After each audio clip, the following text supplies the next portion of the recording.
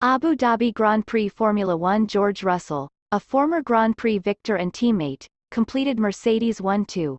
Charles Leclerc and Sergio Perez, the two main players this weekend, traded fastest lap times for the majority of the session, but the Ferrari driver came in third, one position ahead of the other two. These two drivers compete for second place in the championship on an equal basis. 8 drivers let rookies use their cars during the first free practice in Abu Dhabi. During practice, only Mercedes and AlphaTauri fielded their 2 regular drivers. This weekend will see 5 rookies making their debuts in the sport along with 1 veteran and a potential future Formula One driver. The names included Liam Lawson, Alpine, Robert Kubica, Alfa Romeo, Robert Schwartzman, Ferrari, Felipe Drugovich, Aston Martin, Jack Doohan, Williams, Pietro Fittipaldi, Haas, and Pato O'Ward, McLaren, Red Bull. For these drivers, there were a few problems. At turn 1, Sargent spun. Doohan burnt his engine while immobile in the pit lane. O'Ward experienced a system failure at McLaren, and Lawson nearly missed his pit box.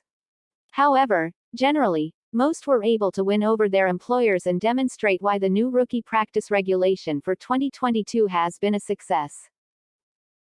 Perez and Leclerc unexpectedly switched to soft tires quite early in the Abu Dhabi weekend. For the majority of the practice, the two drivers traded positions at the top of the leaderboard, setting a positive example for their less experienced teammates. The weekend got off to a rough start for McLaren. Pato O'Ward was instructed to leave Lando Norris's car in second gear and head back to the pits on his first lap. The McLaren team was then seen making some adjustments to the interior garage furniture. Mercedes put on soft tires and displayed considerable speed in the final quarter. Both Mercedes drivers were back in the P1 and P2 positions they had earned in Brazil the previous weekend with 13 minutes remaining.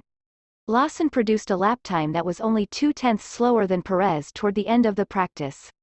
Vettel made a good impression on his final Formula One weekend by placing inside the top 8. It was a challenging session to read, as has been the case lately during FP1. The track and temperature conditions from this practice session won't be present for qualifying or the Grand Prix.